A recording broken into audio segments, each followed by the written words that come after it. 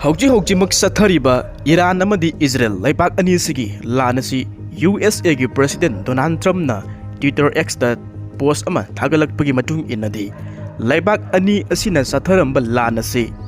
Numit Karani Sigi Matunda, Laipak Ani gi Marakta, complete ceasefire Lainare. Laipak Ani si Yanabagi Matungina Lanasi, Loishilagani, Hojik Lan gi Matam Nate, Santi gi Matam ni Haina, US gi President Donald Trump na appeal Tokibadagi Hojik, Lanasi, ceasefire Lere, and Nakalani gi Marakta Yanabla to Lanasi Loshile Hypagi, Waitokpa Amadi Lady, Adobo Hojik Pobagi Oinadi, Iran gi Maikai Dagidi, Nakal Anigi Marakta agreement, Subsana di Lady Hana Pongdoli. Adubu Amabu Oirabasu Hojik, Malian Pritibigi, Praja Miamna, Hek Hangbu Wahangni. Malian Pritibi sida tongan ba tauna kiba lan mayam asida USA sina Hekta Yaoramlibase na Kari Maramgino mahak na Kari Maramgidamakta tongan ba mafam singda Middle East tabu oirabasu Europe tabu oirabasu Asia tabu oirabasu thokliba lan mayam laibak manungi conflict mayam asida Kari Maramgidamakta mahak na kut thingdilibano yaushilibano haibasigi matangda ngasigi video asida khangminarasi Malem Prithibi asida Nganba period matamdagi hauraga hojik phawbada tongan ba laibak sing asida soknariba lan asida USA na hak thengnana military intervention tauba lan asida mahak chu yaushinba mateng pangshinba support toshinba kaya ama thokre tasengna United States of America USA asidi yamna sathiba angakpa laibak amani haibadi mahakki ahanba Prithibi asida khongdafam oirakhiba matam asina matam amagi 1775 tagina 1783 phawbagi manungda sathakhiba American War of Independence asidagi haurakibani. Tasiyang namasi USA asina Great Britain dagi maning makha tamnabagi damakta Great Britain gi mayokta lauthokhiba lan asidagi haurakibani. Masigi matung tarakpa oina Mexican American War haibadi 1846 tagina 1848 masi phawbagi manungda chathakhiba Mexico amadi USA anigi lan asini. Asumna America amadi Mexico laibak ani asina tawkhiba lan adugi matung tarakpa oina Mexico gi laibak tangkhai amagi lam saruk ama America na lam khopjin ki loshin ki masigi matung tarakpada America asi hana leiramba lamgi saruktagi hen pakthok chauthokki masidagi mahakna Malem Prithibi asi yoi tawrage khudum chalage haibagi mawongda achauba manglan amaga loinana superpower oibagi tongan ba lalong kaya amasu sangsinba horakhibani masigi America Mexico war asigi matung tarakpadadi Prithibigi tongan ba laibak singi landa Prithibigi ahan balanjau Prithibigi anisu balanjau da USA na hak thiangnana yaushinduna khut thingjinduna mateng pangshinduna support toshinduna Prithibi asi mahakna khudum channabagi damakta aruanba lalong ama tawrakhibani Masigi matung tarakpadani Prithibi asida USA na neiba horakhibadi haibadi tongan ba laibak singda soknakhiba Lanjao sing laibak manungi conflict sing amadi Prithibigi ahan balanjao Prithibigi anisu balanjao asida America na direct khut thingjinba horakhibani Ingkumja 1914 dagina 1918 phawbagi marakta sathakhiba Prithibigi ahan balanjao amadi 1939 dagina 1945 phawbagi marakta sathakhiba Prithibigi anisuba lanjao asida USA na hak thiangnana lanasi yaushinduna karamna chauthokhankhiba amadi Prithibigi ahan balanjao Prithibigi anisuba lanjao asigi matungda lakpa Cold War gi era haibadi 1945 dagina 1991 phawbagi marak asida suni masigi manungchanna Korean War 1950 dagina 1953 phawbagi marakta sathakhiba aduga 1955 dagina 1975 phawbagi manungda sathakhiba Vietnam War aduga Cold War gi manungchanna 1991 gi matamda Soviet Union haina Prithibi asida superpower oina matik magun leiramba laibak asi saruk 15 thokna kaihankhiba Russia matomta tongan takhiba masidagi communist ki achouba laibak asi machet kaiduna America gi khujin thaurangi matungina Soviet Union yauramba tongan-tonganba leibak-sing asina democracy oihankhibani aduga Russia matomtana matam adugi oina communist leibak ama oina tongan tahankhibani mahaki mapangal asi asuki matik sontahankhibani Cold War sigi matung tarakpa oina ingkumja 1991 dagina hauji oiriba 2025 phawbagi manung asida Malem Prithibi asigi tongan-tonganba leibak manunggi conflict sing amadi tongan-tonganba leibak-sing asigi marakta sathariba Lanjao sing asida USA na hakthengna yauksinba mateng pangsinba khut thingjinba support tawsinba leptana adumak sathari kudam oina panba taragadi Middle East ki region asida Gulf War thoganba Iraq War thoganba Afghanistan leibak manunggi oiba conflict Syria manunggi oiba conflict Yemen leibak manunggi oiba conflict amadi Africa gi oina Niger hairiba leibak manung asida haujik khabai sara sariba lan thukhaliba Uganda Somalia tongan-tonganba Africa gi leibak sing asida su haujik kanna lan thoklibani masida natana Pakistan hariba leibak manung asida Pakistan gi province ki manung chanba tongan-tonganba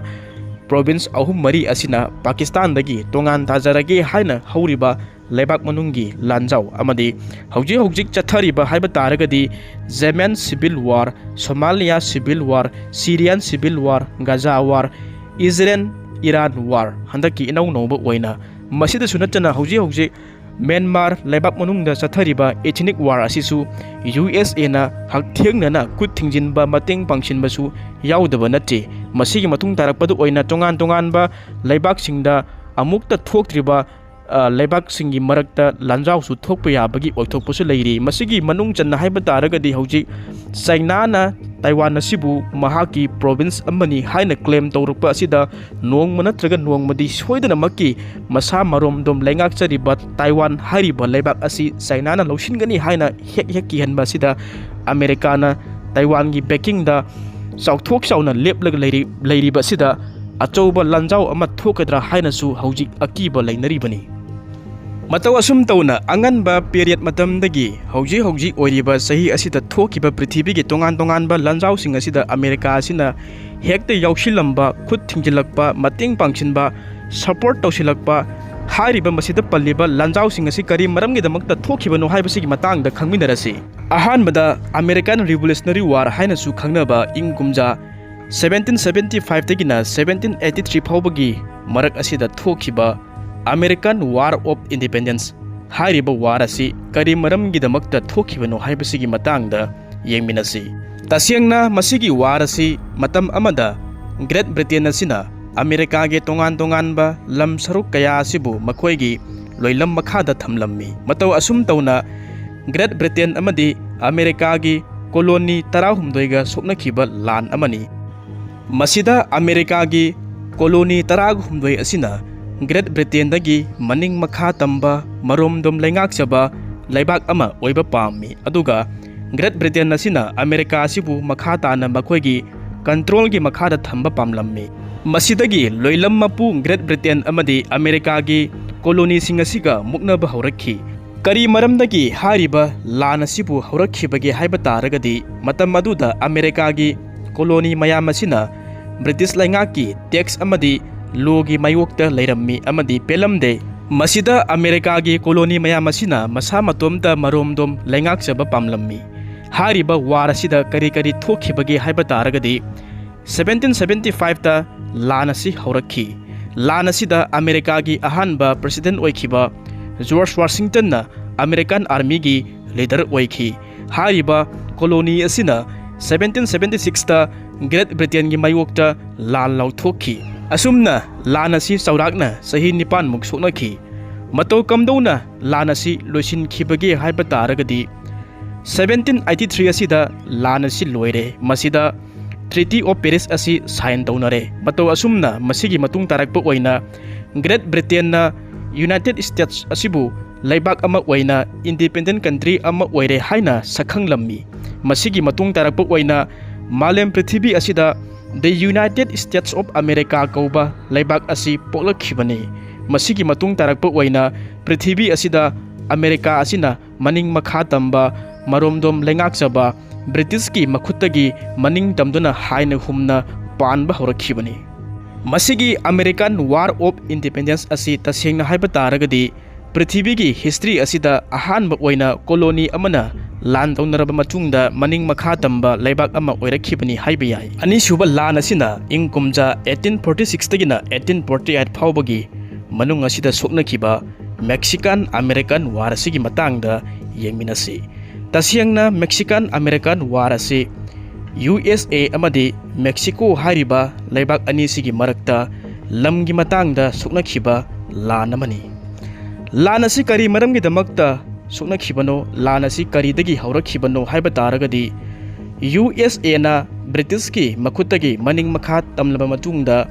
ꯃꯅꯤꯡ ꯃꯈꯥ ꯇꯝꯕ ꯃꯔꯣꯝꯗꯣꯝ ꯂꯩꯉꯥꯛꯆꯕ ꯂꯩꯕꯥꯛ ꯑꯃ ꯑꯣꯏꯔꯦ꯫ ꯃꯁꯤꯒꯤ ꯃꯇꯨꯡ ꯇꯥꯔꯛꯄ ꯑꯣꯏꯅ USAꯅ ꯃꯍꯥꯛꯀ ꯊꯪꯅꯔꯤꯕ ꯃꯦꯛꯁꯤꯀꯣ ꯍꯥꯏꯔꯤꯕ ꯂꯩꯕꯥꯛ ꯑꯁꯤꯗ ꯀꯥꯏꯍꯧꯗꯨꯅ USA ꯑꯁꯤꯕꯨ ꯍꯦꯟꯅ ꯄꯥꯛꯊꯣꯛ ꯆꯥꯎꯊꯣꯛꯄ ꯂꯝ ꯑꯃ ꯑꯣꯏꯅꯕꯒꯤꯗꯃꯛꯇ ꯃꯦꯅꯤꯐꯦꯁ ꯗꯦꯁꯇꯤꯅꯤ ꯀꯧꯕ ꯃꯁꯤꯒꯤ ꯄ꯭ꯂꯥꯟ ꯑꯁꯤꯗ ꯃꯍꯥꯛꯀꯤ ꯂꯩꯕꯥꯛ ꯑꯁꯤꯕꯨ ꯍꯦꯟꯅ ꯄꯥꯛꯊꯣꯛ ꯆꯥꯎꯊꯣꯛꯄ ꯄꯥꯝꯂꯝꯃꯤ꯫ ꯏꯪ ꯀꯨꯝꯖꯥ 1845ꯗ USA ꯑꯁꯤꯅ ꯇꯦꯛꯁꯥꯁ ꯍꯥꯏꯔꯤꯕ ꯃꯐꯝ ꯑꯁꯤ ꯍꯥꯟꯅ ꯃꯦꯛꯁꯤꯀꯣꯒꯤ ꯄꯥꯔꯠ ꯑꯃ ꯑꯣꯏꯔꯝꯕ ꯑꯗꯨ USAꯒꯤ ꯃꯦꯞꯇ ꯍꯥꯞꯆꯤꯜꯂꯛꯈꯤ꯫ ꯃꯁꯤ ꯇꯁꯦꯡꯅ ꯍꯥꯏꯕ ꯇꯥꯔꯒꯗꯤ ꯃꯇꯝ ꯑꯗꯨꯗ ꯃꯦꯛꯁꯤꯀꯣꯅ ꯇꯦꯛꯁꯥꯁ ꯑꯁꯤꯕꯨ USAꯒꯤ ꯃꯦꯞꯇ ꯍꯥꯞꯆꯤꯜꯂꯛꯄ ꯑꯁꯤꯗ ꯌꯥꯔꯝꯗꯦ꯫ ꯍꯧꯖꯤꯛ ꯐꯥꯎꯕ ꯇꯦꯛꯁꯥꯁ ꯑꯁꯤ ꯃꯦꯛꯁꯤꯀꯣꯒꯤ ꯂꯝ ꯑꯣꯏꯔꯤ ꯍꯥꯏꯅ ꯑꯗꯨꯃꯛ ꯀ꯭ꯂꯦꯝ ꯇꯧꯈꯤꯕꯅꯤ ꯃꯇꯝ ꯑꯗꯨꯗ ꯃꯦꯛꯁꯤꯀꯣ ꯑꯁꯤꯅ꯫ ꯑꯗꯨꯕꯨ ꯃꯦꯛꯁꯤꯀꯣ ꯑꯃꯗꯤ USAꯒꯤ ꯃꯔꯛꯇ ꯂꯝꯒꯤ ꯆꯌꯦꯠꯅꯕ ꯀꯌా ꯑꯃ ꯊꯣꯛꯈꯤ꯫ ꯃꯁꯤꯒꯤ ꯃꯅꯨꯡ ꯆꯟꯅ ꯔꯤꯑꯣ ꯒ꯭ꯔꯥꯟꯗꯦ ꯔꯤꯚꯔ ꯑꯁꯤꯒꯤ ꯃꯇꯥꯡꯗ ꯗꯤꯁꯄ꯭ꯌꯨꯠꯁꯨ ꯂꯩꯈꯤꯕꯅꯤ꯫ ꯉꯝꯈꯩꯒꯤ ꯃꯔꯛ ꯑꯁꯤꯗ ꯃꯦꯛꯁꯤꯀꯣ ꯑꯃꯗꯤ ꯑꯃꯦꯔꯤꯀꯥ ꯂꯩꯕꯥꯛ ꯑꯅꯤꯁꯤꯒꯤ ꯂꯥꯟ ꯑꯁꯤꯗ ꯀꯔꯤ ꯀꯔꯤ ꯊꯣꯛꯈꯤ ꯍꯥꯏꯕꯗꯨ ꯌꯦꯡꯃꯤꯟꯅꯁꯤ꯫ ꯂꯥꯟ ꯑꯁꯤ 1846ꯗ ꯍꯧꯔꯛꯈꯤꯕꯅꯤ꯫ ꯃꯁꯤꯗ USꯒꯤ ꯑꯥꯔꯃꯤꯁꯤꯡ ꯑꯁꯤꯅ ꯃꯦꯛꯁꯤꯀꯣꯒꯤ ꯂꯝꯒꯤ ꯁꯔꯨꯛ ꯆꯜꯂꯤꯕ ꯀꯥꯂꯤꯐꯣꯔꯅꯤꯌꯥ ꯑꯃꯗꯤ ꯃꯦꯛꯁꯤꯀꯣ ꯁꯤꯇꯤ ꯍꯥꯏꯔꯤꯕ ꯁꯔꯨꯛꯁꯤꯡ ꯑꯁꯤꯗ ꯑꯃꯦꯔꯤꯀꯥꯒꯤ ꯑꯥꯔꯃꯤꯁꯤꯡ ꯑꯁꯤꯅ ꯂꯥꯟꯗꯥꯕ ꯍꯧꯔꯛꯈꯤ꯫ ꯇꯁꯦꯡꯅ ꯃꯇꯝ ꯑꯗꯨꯒꯤ ꯑꯣꯏꯅ ꯃꯦꯛꯁꯤꯀꯣꯗꯒꯤ USAꯅ ꯌꯥꯝꯅ ꯃꯄꯥꯡꯒꯜ ꯀꯟꯕ ꯁꯛꯇꯤ ꯂꯩꯕ ꯍꯦꯜꯂꯝꯃꯤ꯫ ꯃꯔꯝ ꯑꯁꯤꯅ ꯃꯦꯛꯁꯤꯀꯣꯒꯤ ꯂꯝ ꯑꯌꯥꯝꯕ ꯁꯔꯨꯛꯁꯤꯡ USAꯅ ꯂꯥꯟꯗꯥꯗꯨꯅ ꯂꯧꯁꯤꯟꯕ ꯍꯧꯔꯛꯈꯤꯕꯅꯤ꯫ ꯃꯔꯝ ꯑꯁꯤꯅ ꯃꯦꯛꯁꯤꯀꯣ ꯑꯃꯗꯤ ꯑꯃꯦꯔꯤꯀꯥ ꯑꯅꯤꯒꯤ ꯃꯔꯛꯇ ꯁꯣꯛꯅꯈꯤꯕ ꯂꯥꯟꯐꯝ ꯀꯌꯥ ꯑꯃꯅ ꯑꯃꯦꯔꯤꯀꯥꯅ ꯏꯔꯥꯏ ꯂꯥꯏꯅ ꯃꯦꯛꯁꯤꯀꯣ ꯑꯁꯤꯕꯨ ꯃꯥꯏꯊꯤꯕ ꯄꯤꯔꯝꯃꯤ꯫ ꯃꯇꯧ ꯀꯝꯗꯧꯅ ꯍꯥꯏꯔꯤꯕ ꯂꯥꯟ ꯑꯁꯤꯕꯨ ꯂꯣꯏꯁꯤꯟꯈꯤꯕꯒꯦ ꯍꯥꯏꯕ ꯇꯥꯔꯒꯗꯤ ꯂꯥꯟ ꯑꯁꯤ 1848ꯗ ꯂꯣꯏꯔꯦ꯫ ꯃꯁꯤꯗ ꯇ꯭ꯔꯤꯇꯤ ꯑꯣꯐ ꯒ꯭ꯋꯥꯗꯥꯂꯞ-ꯍꯤꯗꯥꯜꯒꯣ ꯍꯥꯏꯔꯤꯕ ꯁꯥꯏꯟ ꯑꯁꯤ ꯇꯧꯅꯔꯦ꯫ ꯃꯇꯧ ꯑꯁꯨꯝ ꯇꯧꯅ ꯃꯦꯛꯁꯤꯀꯣꯅ ꯑꯃꯦꯔꯤꯀꯥꯒꯤ ꯃꯈꯨꯠꯇ ꯂꯥꯟ ꯑꯁꯤ ꯃꯥꯏꯊꯤꯔꯦ꯫ ꯃꯁꯤꯒꯤ ꯃꯇꯨꯡ ꯇꯥꯔꯛꯄ ꯑꯣꯏꯅ ꯃꯇꯝ ꯑꯃꯗ ꯃꯦꯛꯁꯤꯀꯣꯒꯤ ꯂꯩꯕꯥꯛ ꯑꯁꯤꯒꯤ ꯃꯅꯨꯡꯗ ꯆꯜꯂꯝꯕ ꯂꯝ ꯀꯌꯥ ꯑꯃ Texas, California, Arizona, new Mexico ꯑꯃꯗꯤ ꯇꯣꯉꯥꯟ ꯇꯣꯉꯥꯟꯕ ꯂꯝꯒꯤ ꯁꯔꯨꯛ ꯀꯌꯥ ꯑꯃ ꯑꯃꯦꯔꯤꯀꯥꯗ ꯄꯤꯊꯣꯛꯈꯤ꯫ ꯑꯃꯦꯔꯤꯀꯥꯒꯤ ꯂꯝꯒꯤ ꯃꯅꯨꯡ ꯆꯜꯂꯝꯃꯤ꯫ ꯑꯁꯨꯝꯅ ꯑꯃꯦꯔꯤꯀꯥꯅ ꯃꯦꯛꯁꯤꯀꯣꯒꯤ ꯂꯝꯒꯤ ꯁꯔꯨꯛ ꯇꯪꯈꯥꯏ ꯑꯃꯒꯤ ꯆꯥꯡꯗ ꯂꯧꯁꯤꯟꯈ꯭ꯔꯦ꯫ ꯃꯁꯤꯒꯤꯗꯃꯛꯇ USAꯅ ꯃꯇꯝ ꯑꯗꯨꯗ ꯃꯦꯛꯁꯤꯀꯣꯗ ꯂꯝꯒꯤꯗꯃꯛꯇ $15 ꯃꯤꯂꯤꯌꯟ ꯄꯤꯔꯝꯃꯤ꯫ ꯑꯃꯦꯔꯤꯀꯥ ꯑꯃꯗꯤ ꯃꯦꯛꯁꯤꯀꯣ ꯂꯩꯕꯥꯛ ꯑꯅꯤꯁꯤꯒꯤ ꯂꯥꯟ ꯑꯁꯤꯒꯤ ꯃꯇꯨꯡ ꯇꯥꯔꯛꯄꯗ ꯀꯔꯤ ꯀꯔꯤ ꯃꯍꯩ ꯑꯣꯏꯔꯛꯈꯤꯕꯒꯦ ꯍꯥꯏꯕ ꯇꯥꯔꯒꯗꯤ USAꯒꯤ ꯂꯝꯒꯤ ꯁꯔꯨꯛ ꯑꯁꯤ ꯍꯦꯟꯅ ꯆꯥꯎꯊꯣꯔꯛꯈꯤ꯫ ꯑꯗꯨꯒ ꯃꯦꯛꯁꯤꯀꯣꯒꯤꯅ ꯃꯍꯥꯛꯀꯤ ꯍꯥꯟꯅ ꯂꯩꯖꯔꯝꯕ ꯂꯝꯒꯤ ꯁꯔꯨꯛꯇꯒꯤ ꯇꯪꯈꯥꯏ ꯑꯃ ꯍꯦꯟꯅ ꯃꯥꯡꯈꯤ꯫ ꯃꯁꯤꯅ ꯅꯣꯔꯠ ꯑꯃꯦꯔꯤꯀꯥ ꯍꯥꯏꯔꯤꯕ ꯃꯍꯥꯗꯦꯁ ꯑꯁꯤꯗ ꯑꯃꯦꯔꯤꯀꯥꯅ ꯑꯆꯧꯕ ꯍꯤꯁꯇ꯭ꯔꯤ ꯑꯃ ꯀꯟꯕ ꯉꯝꯗꯨꯅ ꯆꯥꯎꯅ ꯑꯍꯣꯡꯕ ꯄꯨꯔꯛꯈꯤ꯫ ꯑꯍꯨꯝꯁꯨꯕ ꯑꯁꯤꯗꯅ ꯃꯁꯤꯒꯤ ꯃꯇꯨꯡ ꯇꯥꯔꯛꯄ ꯑꯣꯏꯅ ꯏꯪ ꯀꯨꯝꯖꯥ 1914ꯗꯒꯤꯅ 1918 ꯐꯥꯎꯕꯒꯤ ꯃꯔꯛꯇ ꯊꯣꯛꯈꯤꯕ ꯄ꯭ꯔꯤꯊꯤꯕꯤꯒꯤ ꯑꯍꯥꯟꯕ ꯂꯥꯟꯖꯥꯎ꯫ ꯃꯁꯤꯗ ꯑꯃꯦꯔꯤꯀꯥꯅ ꯃꯇꯧ ꯀꯝꯗꯧꯅ ꯄ꯭ꯔꯤꯊꯤꯕꯤꯒꯤ ꯑꯍꯥꯟꯕ ꯂꯥꯟꯖꯥꯎ ꯑꯁꯤꯗ ꯌꯥꯎꯁꯤꯜꯂꯛꯈꯤꯕꯅꯣ ꯍꯥꯏꯕꯁꯤꯒꯤ ꯃꯇꯥꯡꯗ ꯌꯦꯡꯃꯤꯟꯅꯁꯤ꯫ ꯇꯁꯦꯡꯅ ꯄ꯭ꯔꯤꯊꯤꯕꯤꯒꯤ ꯑꯍꯥꯟꯕ ꯂꯥꯟꯖꯥꯎ ꯑꯁꯤ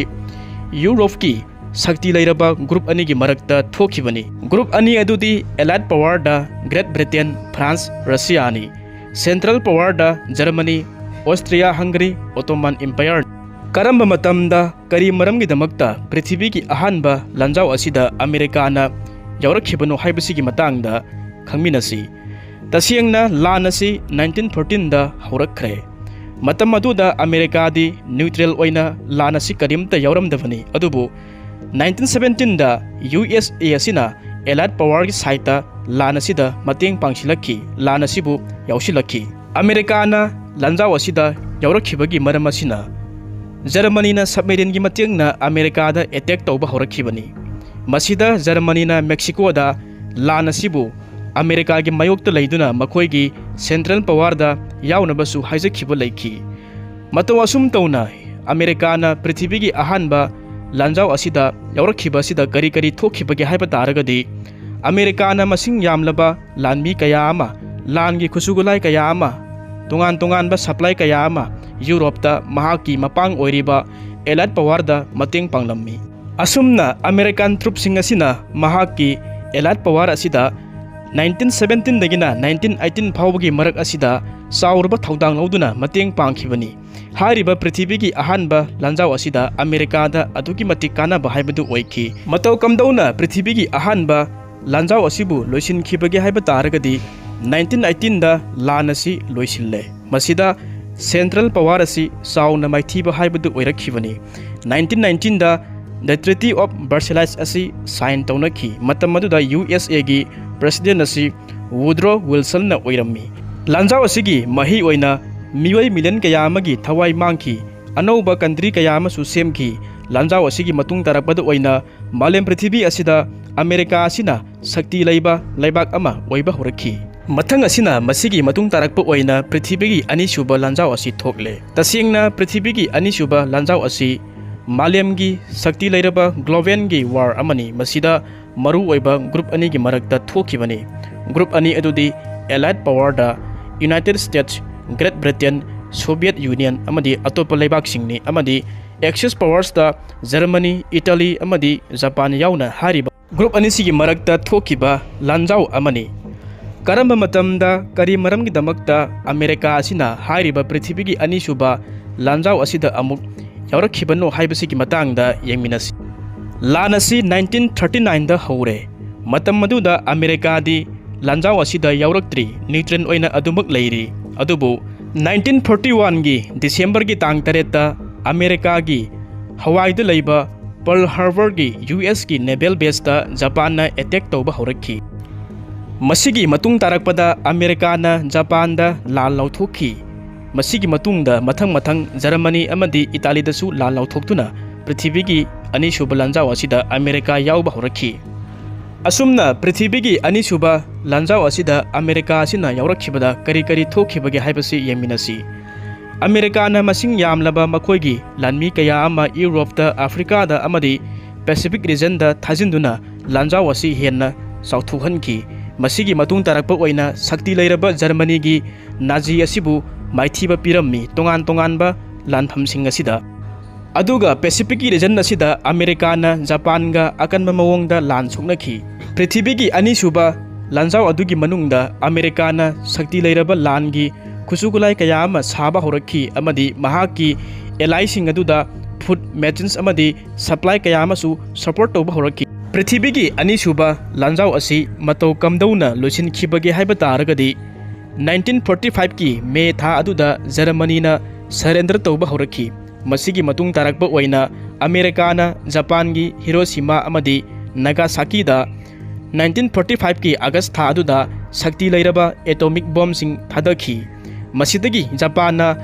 सरेंडर तौबा हौरखि मसिगी मतुंग तारकपा ओइना 1945 की सेप्टेम्बर था असिदा लांजाव असि लोइसिल्ले लांजाव असिगी मही ओइना करी करी फंखिबगे हाइबा तारगदी लान अदुदा एलाइस पावर ना माइ पाखरे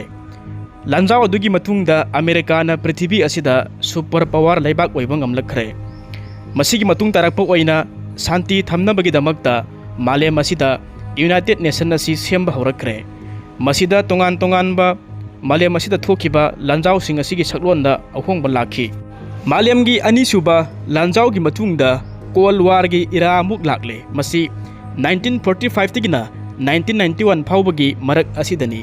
तसियंगना कोल्ड वार असि पृथ्वी की अनिसुबा लांजाव की मतुंगदा अमेरिका अमदी मतम अमगी शक्ति लैरबा लैबाक सोवियत यूनियन USSR असिना लैबाक अनिसिगी मरकता मतम सांगना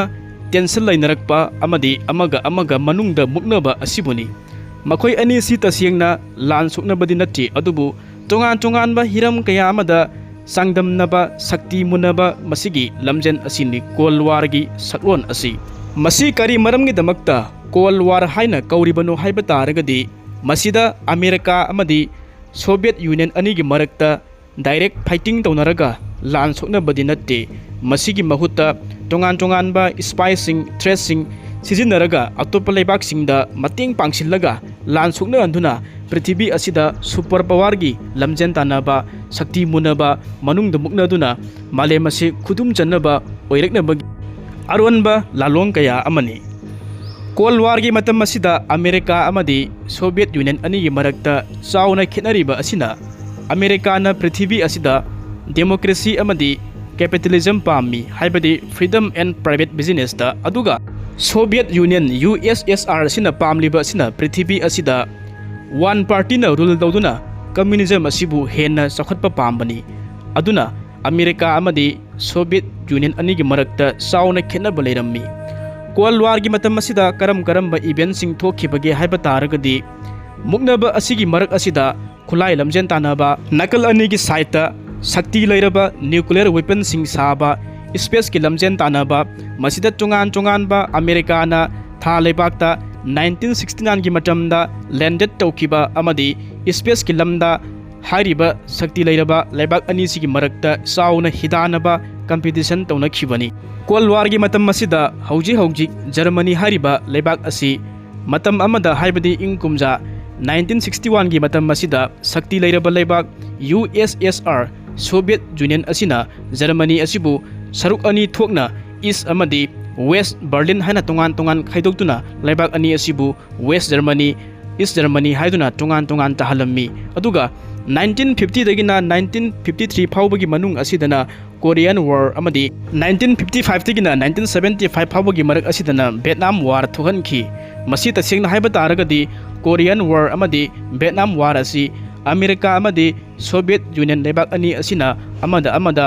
सपोर्ट तौनदुना मुक्नरकपदगी थोखिबनी अदुगा अमुक 1962 की मतम असिदना क्यूबान मिसाइल क्राइसिस पृथ्वी असिदा ख्वाइदगी साथीबा न्यूक्लियर की वार अमसु थोखी मसि खुदिमक असि कोल्ड वार न पुरकपा ngaktani मतव असुम तौना अमेरिका अमदी सोवियत यूनियन लेबाक अनि असिगी मुक्नबा सिना पुरकपा कोल्ड वार असि मतव कमदौना लोसिनखिबगे हाइबा तारगदी 1980s की मतमदा शक्ति लैरंबा लेबाक सोवियत यूनियन USSR असि महाकी शक्ति अदु मपांगल असि सोंथरखी अदुगा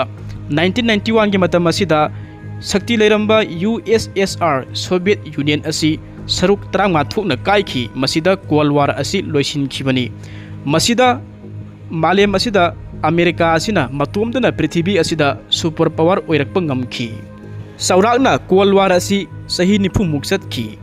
मसिगी मतुंग तारकपा ओइना कोल्ड वार की महिदा पृथ्वी असिदा चावना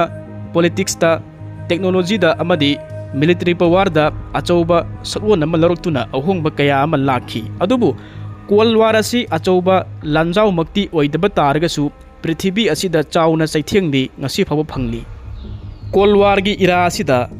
1950 दगिना 1953 फावबगी मरक्ता सुकनखिबा कोरियन वार मसिगी मतंगदा अमुक खंगमिनसी तसेंगना कोरियन वार असि नॉर्थ कोरिया अमदी साउथ कोरिया अनिगी मरक्ता थोकिबा कन्फ्लिक्ट अमनी मसि पृथ्वी की अनिसुबा लांजाव की मतुंगदा कोरिया असि अनि थोकना साउथ अमदी नॉर्थ हाइना खाइदोखिबा मसिगी मतुंग तारकपदा सोकनखिबा लानफम अमनी मसिदा नॉर्थ कोरिया अमदी साउथ कोरिया हाइना हान पुलंबा लेबाक अनि असि तोंगान तोंगान लैखिबा असिदा नॉर्थ कोरिया असिना चाइना अमदी मतम अदुगी ओइना सोवियत यूनियन ना सपोर्ट तौरम्मी हाइबदी चाइना अमदी सोवियत यूनियन लेबाक अनि असि कम्युनिस्ट कंट्री नि अदुगा साउथ कोरिया हारिबा लेबाक असिना अमेरिका ना अमदी अतोपा पृथ्वी की डेमोक्रेसी चतपा लेबाक सिंग असिना सपोर्ट तौरम्मी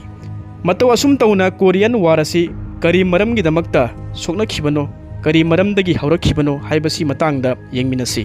इंग कुमजा 1950 की जून की तांग 15 दा नॉर्थ कोरिया ना साउथ कोरिया दा लांदाबा हौरखी नॉर्थ कोरिया ना करी मरमगी दमक्ता साउथ कोरिया दा लांदारिबनो हाइबा तारगदी नॉर्थ कोरिया ना कम्युनिज्म की मखादा तोंगान तोंगान लैरिबा लेबाक अनि असि अमतु ओइना हानगुमना कोरिया ओइना पुनसिलसी हाइना लांदाबा हौरखिबनी अदुबु मतम अदुदा अमेरिका ना लुचिंगबा यूनाइटेड नेशन ना साउथ कोरिया दा मसिंग यामलबा लानमी कया अमा थाजिंदुना मतेंग पांखी नॉर्थ कोरिया अमदी साउथ कोरिया अनिगी लानफम अदुदा करी करी थोखी हाइबदु खंगमिनसी America gi masing yamlaba army kaya ama force kaya ama North Korea na South Korea da landaduna khudum chaliba adu America na mating pangduna North Korea gi lanmi singadu trup kaya ama handok hanki mamai thangda China su North Korea gi mating pangduna lan adubu yausilakhi asumna North Korea amadi South Korea gi lanpham maduda masing yamlaba lanmi kaya ama civilian kaya ama thawai thaki adubu tasengna North Korea amadi South Korea anigi lanpham masi nakal anigi marakta amana ngammi haibagi hojik phawbagi oina leite hojik phawbagi oina lanpham masi loidri haiba tare adubu ceasefire makni hojik leiriba sina masigi matung tarakpada ingkumja 1953 da nakal anigi marakta ceasefire gi sign taunaki adubu tasengna masi peace treaty amadi natte masigi matung tarakpada North Korea amadi South Korea anigi marakta divide tawduna 38 parallel haina lainaki border asida North Korea amadi South Korea anigi lanpham masina kari mahi purakhibage haiba taragadi South Korea asina free and democratic oina maning makha tamna maromdom laingak charammi amadi North Korea asina communist country oina adumak lengdana leihokhi ngasi phawbada masigi matung tarakpa oina Cold War gi era manung asida ingkumja 1955 tegina 1975 phawbagi marak asida thokiba Vietnam War masi mato kamdona thokibano masida America na karamna lan asida yaurakibano haibasigi matangda amuk yengminasi tasengna Vietnam gi war asi North Vietnam amadi South Vietnam haiduna North Korea gi matogumna mahaksu khaidoklammi hariba North Vietnam amadi South Vietnam anigi marak asida thokiba conflict amani masi tasengna North Korea amadi South Korea hariba laibak ani asina thokiba conflict aduga hairap manai matam madugi oina Vietnam asi North Vietnam amadi South Vietnam haina khaidokpa asida North Vietnam asina China amadi Soviet Union na support tauba communist country ama oirammi aduga South Vietnam asina America amadi atopa mahakka mapang oiminariba democracy chatpa laibak singna support tauba non communist oiba country ama oirammi masida kari maramgi damakta America asina Vietnam War asida yaurakhibano haibasigi matangda khangminasi Cold War gi era matam asida malem prithvi asida communism sandokpa asi America na lebhanba pamlammi matam aduda North Vietnam asina communist country ni aduga South Vietnam asina non communist country ni masida North Vietnam asina South Vietnam asibu punsinduna communist country amatu oibagi lalong asi urakpadagi America asina communist country oiriba North Vietnam asibu namthanaba honabada South Vietnam da mateng pangsinduna non communist country apunba Vietnam ama oinabagi damakta lalong silakpa asini masida America na masing yamlaba senpham sing lan gi khusukulai sing trup kaya ama South Vietnam da mateng pangki tasengna Vietnam War asi yamna difficult oiba conflict amani amadi masi matam kuina sangna soknaki lanpham masi mato kamdona loisin khibagi haiba taragadi America na mahakki trup mayam asi 1970s ki anganba matam adaidagi lauthokpa hokhi masidagi nakal anigi marakta 1973 adwaida peace agreement sign taunaki matau asum tauna ingkumja 1975 da North Vietnam na South Vietnam asibu capture tauki lausinki mamangda North Vietnam amadi South Vietnam haiduna communist country amadi non communist country haiduna tongan leiramba adu mamai thangda North Vietnam na South Vietnam asibu hek lausin khibadagi communist country oina apunba Vietnam ama oina leirakhibani lana sigi mahi oina miyoi million kaya amagi thawai thaki masida lanmi sing civilian sing yauki tasengna Vietnam gi war asida America asi ikai banangki maithi ki tongan South amadi North haina communist country amadi non communist country ani leramba adu North Vietnam na khudum chanduna communist rule amagi makhada apunba communist country oina Vietnam oina punsin khiba aduda America na khangki madudi military gi power na politician gi problem sing asibu solve to bangamoi haibasi mayak sing na khangki amadi Vietnam gi war asida America ikai banangki ngasigi video asi sangmanmana maram oiraga part ani thokna khaidokjare ahanba part ki oina masida loisinjare masigi matung tarakpadi mathangi video da khangminarasi मसिगी मतुंग तारकपदा cold वारगी मतुंग असिदा एशियादा अफ्रीकादा Pacific region दा अमदी मिडल ईस्ट असोमदा अमेरिकाना लेबाक मनुंगदा कन्फ्लिक्ट थुअनबा अमदी लेबाक मसेन अमगा लान तौनहंदुना अमेरिकाना सनरीबा अरोनबा पॉलिसी मयाम असिगी मतंगदा मथंगी वीडियोदा अमुक पूरगा लाक्सगे ngasiगदी मतंग स्वाइसिदा लोइसिनजरे